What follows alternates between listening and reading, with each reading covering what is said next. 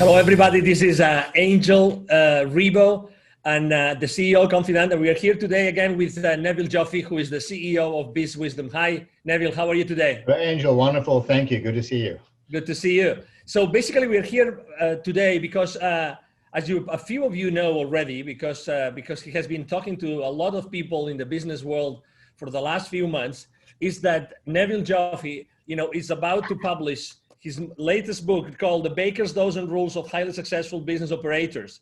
So I would like you to tell the audience, what is this book about, Neville?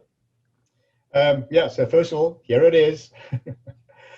Well, this book is really about financial accountability in organizations, Angel, which will be very evident from the titles of each of the chapters, like do as you say you're going to do, manage your expectations, don't evaluate numbers in isolation.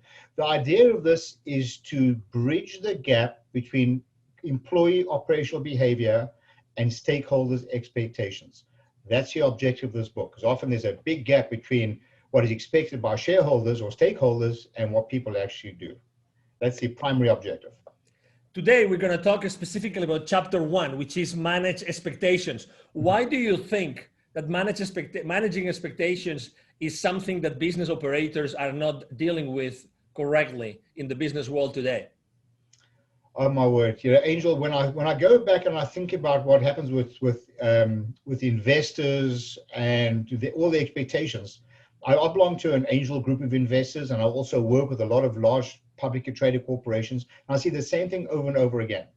People talk a really good story when it comes to saying what they're going to do.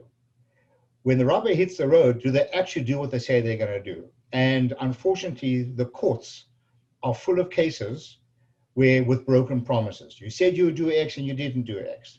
So I started this off as the first chapter because I believe that if people did what they say they were going to do, there'd be a lot less trauma in organizations and companies do it a lot better.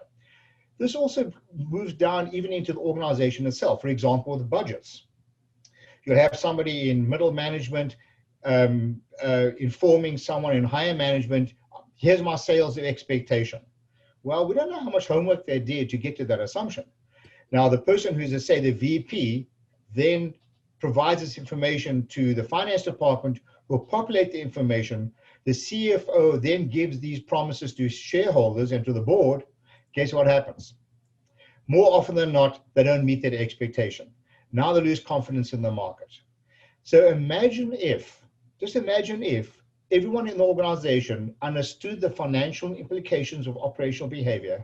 They learned to understand the resources needed to keep their commitment, and understood with a full 360-degree view of all the touch points and the constraints that could impact their ability to actually deliver what they say they're going to do. Just imagine what the organization would look like and how shareholders would feel. Furthermore, imagine how a CEO would feel if he or she were to walk into a boardroom knowing that they're going to tell the board, talk about their financial results, and it'll be equal to or better than what they promised. Just imagine how they would feel. Herein lies the issue. They're not the ones delivering the goods.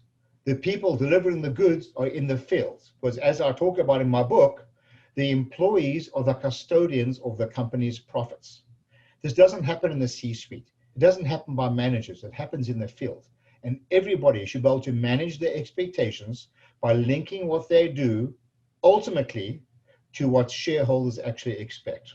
That's why I started off with this chapter. What triggered you to write this book? Because it's not your first book. You have probably like 12, 13 more books before this one. What made you write this book, Neville? Angel, as an entrepreneur, I've been down this road of managing expectations with my employees, with our unions, with my shareholders in companies that I started later on, where I took on outside investors. And talk is cheap. And I've been through the pains of trying to manage the expectations of my own board and my investors. I've seen these pains, like I said early on, through my own training initiatives with international corporations. I've seen this over and over again, not inside my own companies, but from outside as well. So I felt I was compelled to write this because I see it's so blatantly obvious from the outside looking in, and myself having experienced the pain of having to, and the embarrassment of going to a board or going to my staff and saying, you know what, we didn't do what we said we were going to do. But I've also seen the opposite end when I sort of got this right, if you will, where we started managing the expectations, and it feels so good. It feels so good when we actually deliver what we say we're going to do. So that is the compelling reason why I wrote the book, and through my own personal pain, if you will, and having felt good when I really eventually sort of got this right. You never get it 100% right, but certainly can mitigate a lot of the risks that are taken when making commitments to stakeholders. After having read your book, I have to say that it's really, really an easy read, and it's fun to read. Actually, for the people that are watching this interview right now, it's fun. There are cartoons, there are stories, and there are questions. There are questions. At the end of each chapter, Neville actually raises some questions, asks some questions. What are those questions? What's the main goal of having those questions, and where do those questions come from, Neville?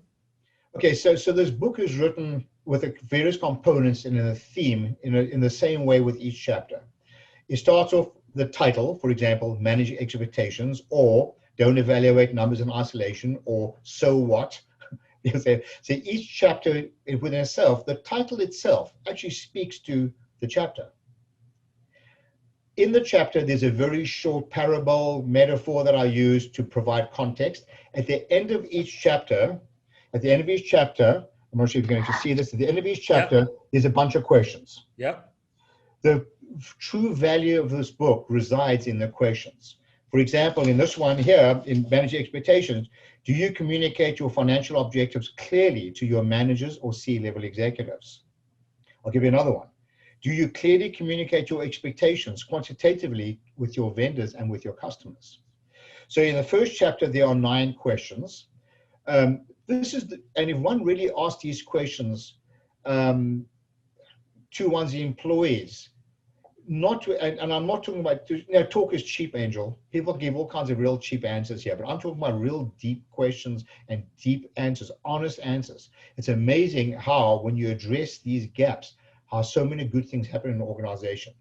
So what I would love from my listeners here, because this is my first edition of the book, and we've had a fantastic response to this, overwhelming response. What I would love to do in anticipation of our second edition, so anyone who's listening to this, we'll be happy to send you a soft copy of these questions. And if you can think of any other questions that would be prudent or relevant in your organization, we would love to have you share them with us.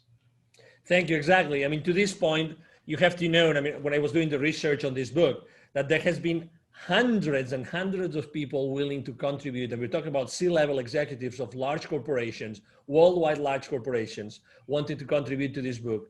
And we are really, I think that right now, you are almost about to hit the 200 number, the 200 figure of people that have actually contributed to the book. So that's quite a success, Neville. Yeah, it blew me away. How many people actually were willing to do that? We have a whole lineup of more people who want to contribute to the second edition who have already read the book. Yes, I'm humbled, and I'm thrilled. I really am, that the value that it's bringing to people. For the people that would like to know more about you and what you do, what's the best way to connect with you, Neville? Oh, just email me. I love a good debate. Neville, Neville, @bizwisdom.com. That's BIZWISDOM.com. Neville @bizwisdom.com. I'll be delighted to hear from you. I'd love to chat with you. Thank you. Thank you very much, Neville. And for everybody watching us, thank you for being with us today. We hope that you enjoyed this conversation with Neville as much as we did, and hope to see you soon in the next interview with Neville. Have a wonderful day. Thanks. Bye for now. Thank you. Bye-bye.